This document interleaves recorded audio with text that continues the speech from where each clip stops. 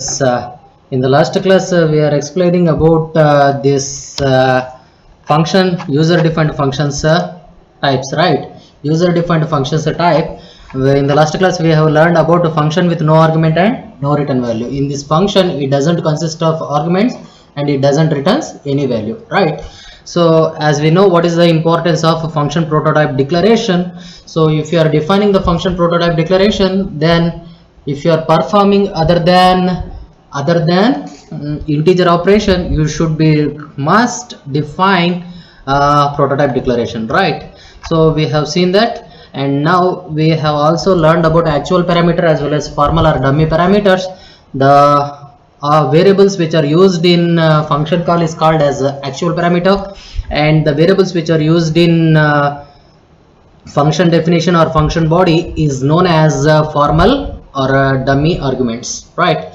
Now we will see the second type of user defined function, that is a function with argument but not return value. Okay, in this we are having function with arguments but not return value.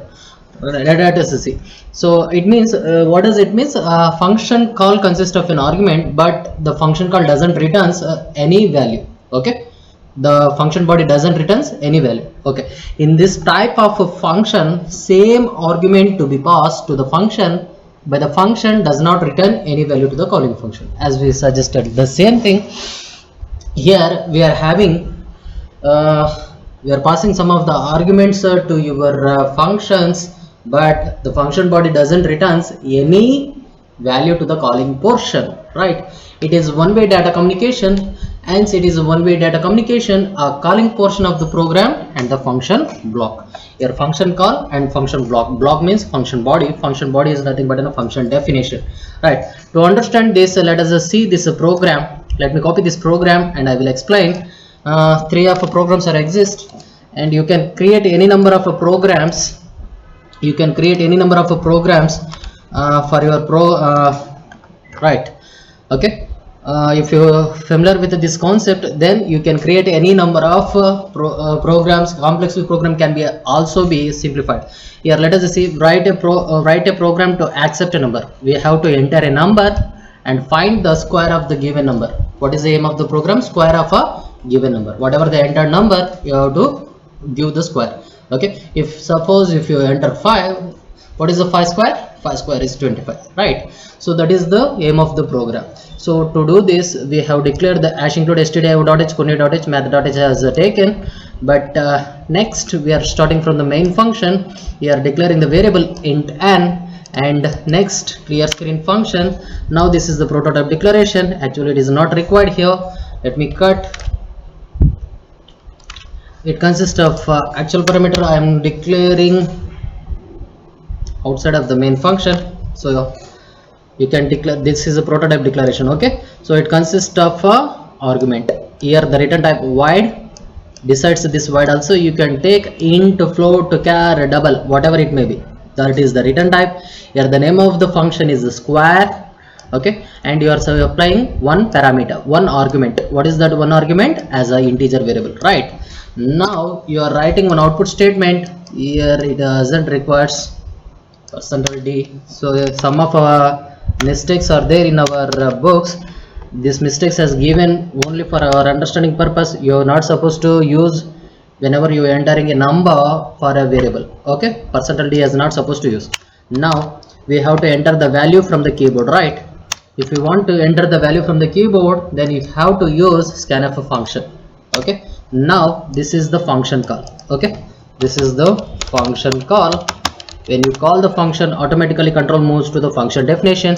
So here the function definition with a dummy parameter is exist. So here n is the actual parameter. Suppose if I read the value from the keyboard as 5, what is the n value? 5.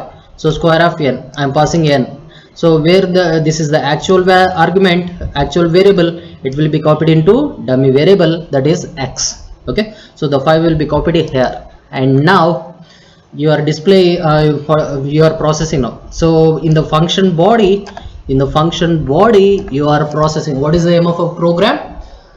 Aim of the program is square of a number. So for processing that, I am taking int y, and y is equal to x into x. So what is the value of x? 5. 5 into 5. 5 into 5, 25. 25 will be stored in your y, and now you are displaying the output. Okay, square of a number is equal to percentage d y. So now get ch should not be present here. Okay, get ch should be always present in your main function. Get ch should be always present in your main function.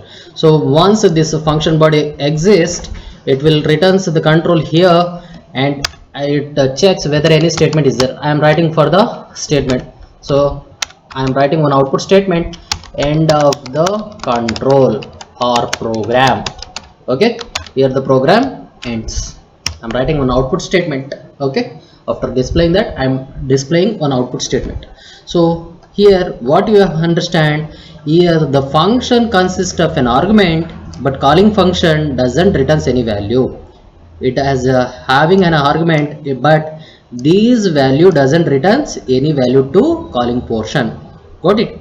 Yes, clear? Yes. Now let me save it and ensure that where you are actually storing, you have to ensure it. So I'm ensuring that in turbo c3 bin. Okay, I'm giving it as fun. Okay, fun 7 has given, fun 8 is open, fun 9.c. Okay, so I have stored it as with fun9.c, and let me open my editor. If I open my editor, yes, I'm starting turbo c++. Now I have to open my file. What is the name of the file? The name of the file is fun9.c. yes. Okay, something has missed. Let me open once again. fun9.c. yes, this is our program. Yes, let me compile. Is there any errors? No error. I am running. Okay, it is asking for the number. Enter a number 5. The square of a number is 25. So it is end of a program. So to understand the program better, I will show you the sequence of your execution. So by pressing function key F7, please observe function key F7.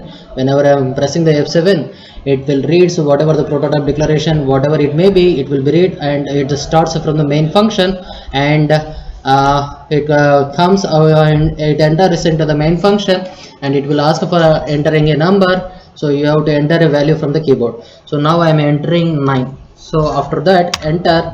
Please observe, whenever I am pressing F7, it will move to the function body. So here it comes, right? Whatever the value present in n will be copied into the x, and it will enter into the local body.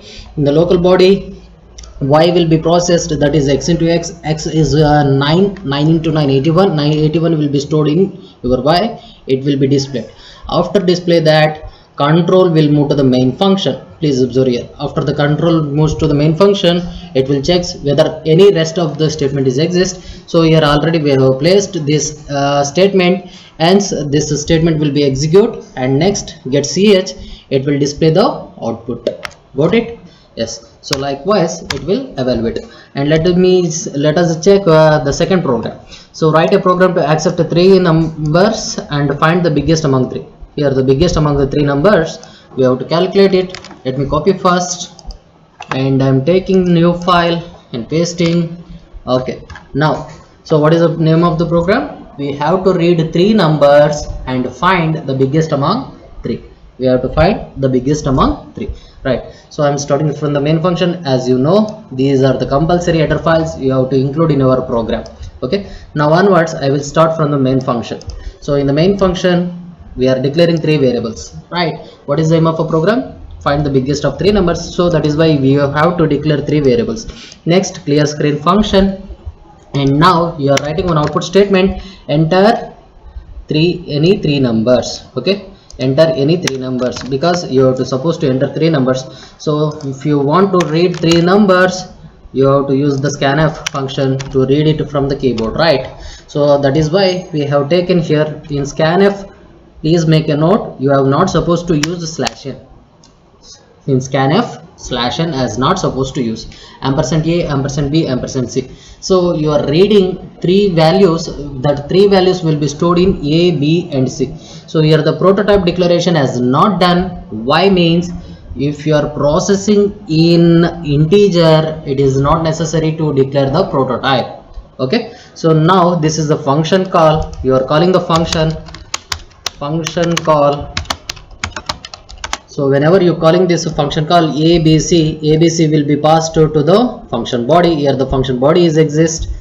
Okay, so here int x, int y, int z, whatever the ABC value will be copied into x, y and z.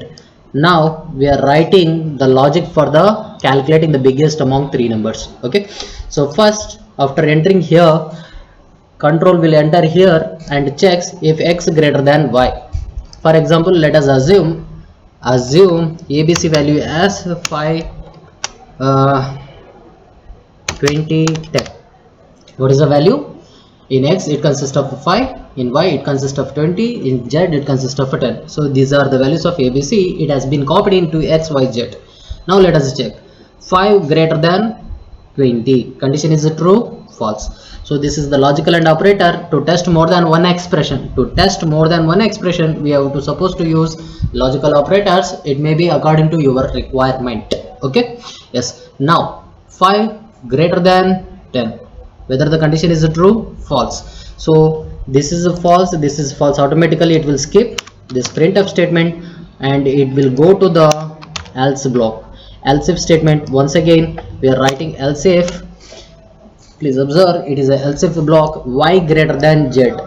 So what is the y value? 20. 20 greater than 10, whether condition is true, true. If it is true, it will execute this printf statement, that is biggest number is y. Got it? Yes. After that this will be displayed. Okay, so if it is not, then the biggest number is z. So this is our program. Okay, after execution of this, program will come here, right? So now I am displaying one output statement, end of the control or program, just for our understanding purpose. Okay, yes. Now let me save it first. Okay, I'm ensuring that, please observe, I'm ensuring that I'm storing in right folder with fun10.c. yes. Okay, yes. Now open my editor, alt enter, open our file fun10.c. yes. Now run it. One warning is there. Please observe here, function should have written value, but it is an integer, it is a warning, right? You can skip it. Now press it and run it. You can skip the warnings, but you can't skip the errors. Please make a note. So now I am entering 5, 20, 10. So this is now value. So the biggest number is 20. It is the end of the program. Got it? Yes. Likewise, it has come. So here we have not declared the prototype declaration. Why? If it is an integer, it doesn't require. For example, if you want to calculate the biggest among the three numbers in float, now it has to define the prototype declaration. Float biggest. Please observe, I am modifying the same program here. Float comma float. Why it is? Because you are processing in float operation. If you are processing float operation, so whatever the value you are reading, it should be stored as a float values, then control string should be f. Okay, so you are supplying here and you are displaying f. Please observe, f, I did mistake. Please observe, now I will save. Okay, I will show the mistake. Please observe, the errors are exist. Why? Please observe, type mismatch in redirection of biggest. So whenever you are using float, you have to call, and here it should not be a integer. In function argument also, it should not be a integer. Got it? So it should be float. It must be match. Clear? Yes. So likewise you can evaluate now. Now let me save it and compile it.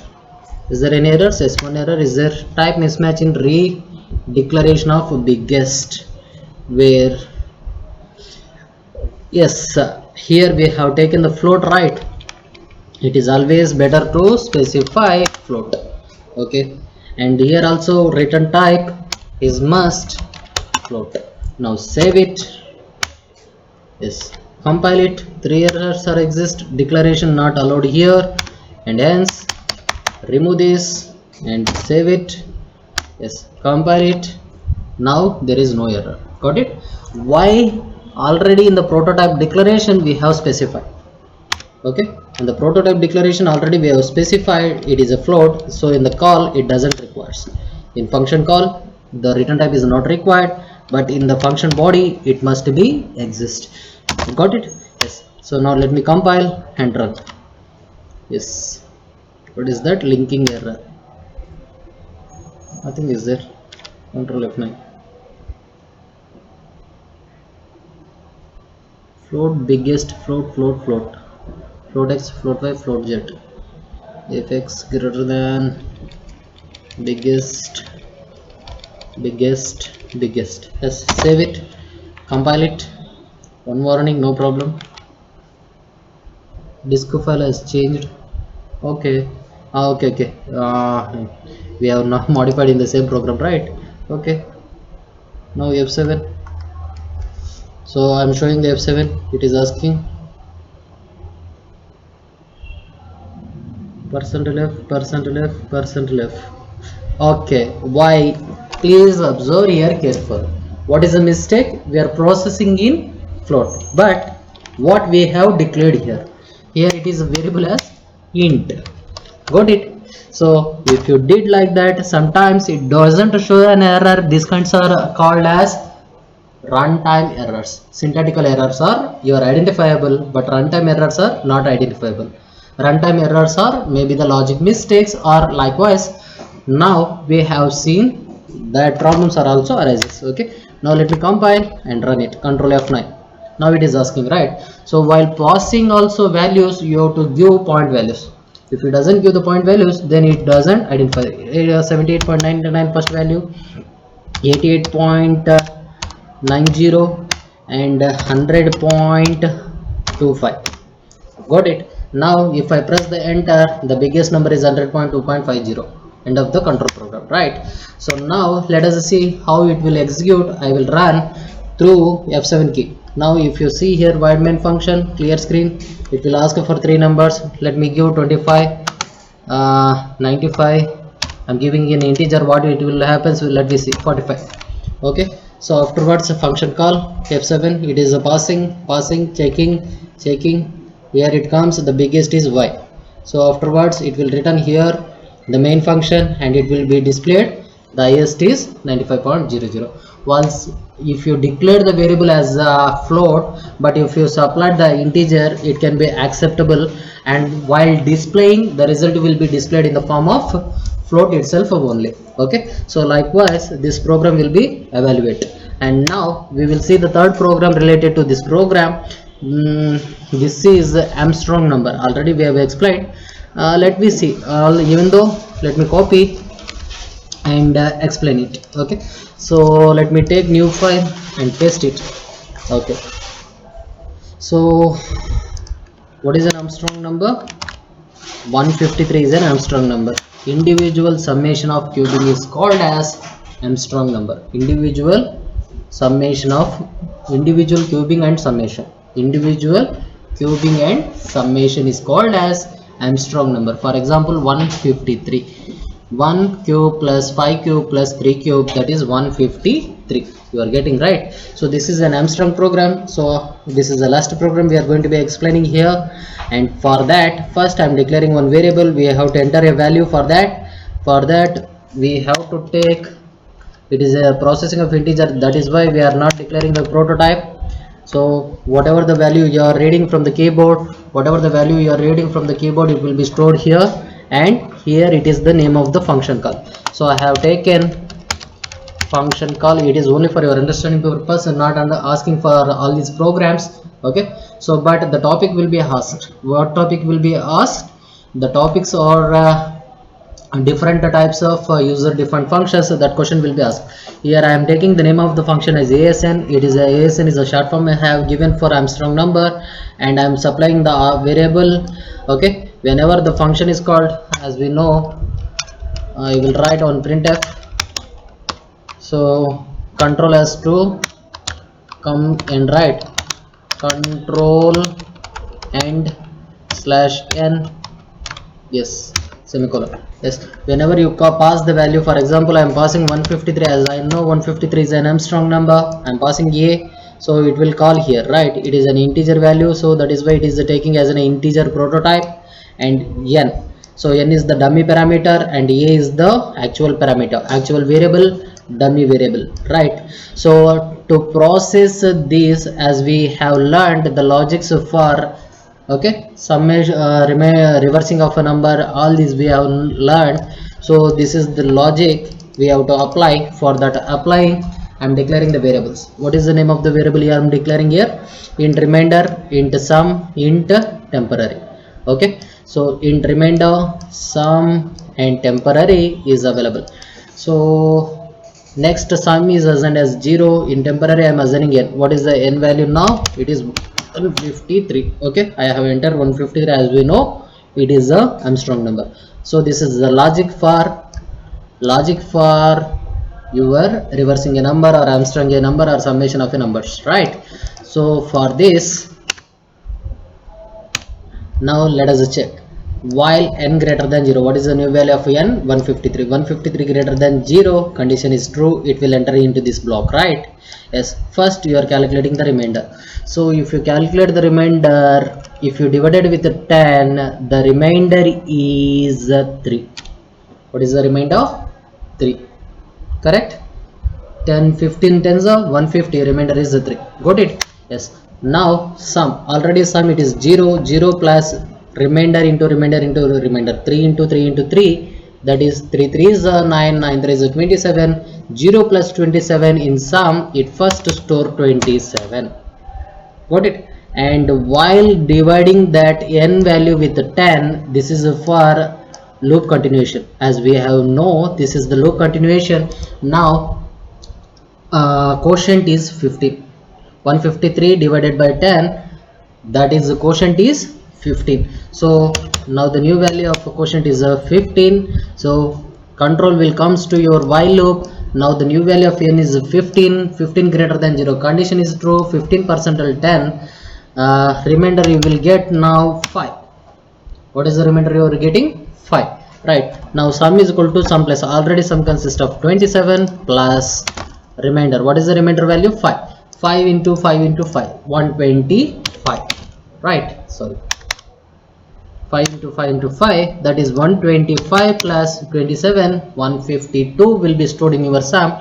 And 15 percentile 10, remainder you got the 5, but here the quotient will come as 1. Correct? Got it? Quotient value is 1, right? So once again control will come here while loop. While 1 greater than 0, condition is true, you are calculating the remainder 1 percentile 10. Now 1 percentile 10 is 1.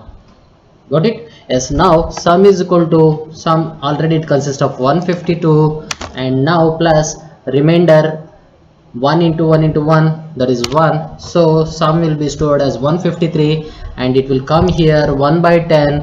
It is now 1 by 10 is 0, 1 percentile 10 is 1, 2 percentile 10 is 2, 3 percentile 10 is 3.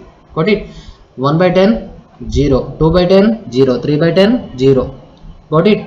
Yes, as we know. Now the control will come here, 0 greater than 0, condition false, it skips, and here comes, now it will check temp. In temp already we have stored n value, that is 153, and we are in the sum also we got 153, and now identifying the number is Armstrong percentile D. Okay, 153 number is Armstrong. Okay. Oh. For example, if you enter other than 153, it is not an Armstrong. You have to identify other Armstrongs. Okay, so if you are enter other than 153, it will give as a not Armstrong. Okay, number is not Armstrong. Afterwards, where the control will come? Control will come here, and it will display the result. Okay, let me save it first. I'm ensuring now fun11.c. okay, now I'm opening my editor and I'm opening my file What is the name of a file? fun11.c, right? Yes. Now compiling, it consists of 2 errors. Let me check what is that. Yes, here the double quotation, I have made a mistake, right? Double quotation, and save it and compile it. It consists of 1 warning. You can ignore the warnings. Okay, now run it. It is asking 153. I'm entering. Let me check. Number is Armstrong 153. Okay, control Enter. So if I run once again, control F9, it will ask, I am entering 345. The number not Armstrong. 345 is not Armstrong number. Okay, yes. So to understanding this, let me show the sequence of execution. Your program starts at main function, clear screen. It is asking for entering a number. You are entering a number from the keyboard. Now I am entering 1 2 3, even though if it is not an Armstrong number. Let me check. Okay, so function call, whenever it calls the function, it goes to the function body or function definition, where the logics we have specified. According to the logic, it is executing, and once again it will comes to the while within that loop will be execute.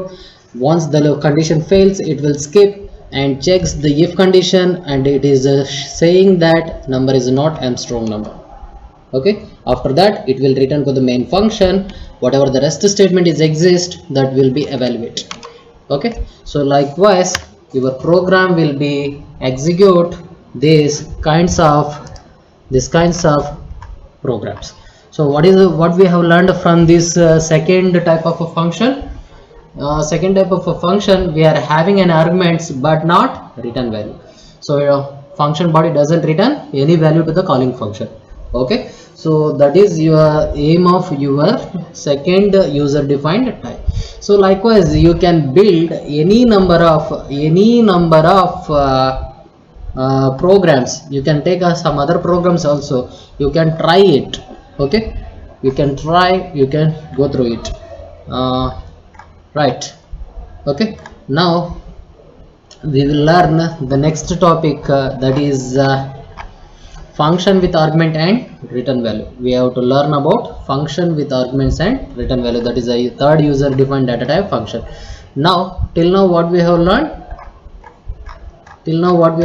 What is a function, what are the advantages of functions, definition of functions, and the types of a function. Types of a function is the 2 types, that is library function and user defined functions. And library functions will do some relevant library information, and your user defined function is broadly categorized into 3. Every user defined function may consist of 3 parts, but first part is your function prototype declaration, second one is a function call, third one is a function definition or function body, and return statement. Return is a keyword. By using this return statement, it will return to the calling function, right? And prototype declaration is very much essential if you are processing other than integer, right? So till now we have learned, and also we have learned about local variables as well as global variables. Local variable where we are declaring, and global variables where we are declaring, right? Whether we have learned? No, we have learned about only actual parameters as well as formal parameters, right? In the next class we will definitely learn about this third method, and we will explain the third type of user defined function. Hope you understand this concept. We will meet you in the next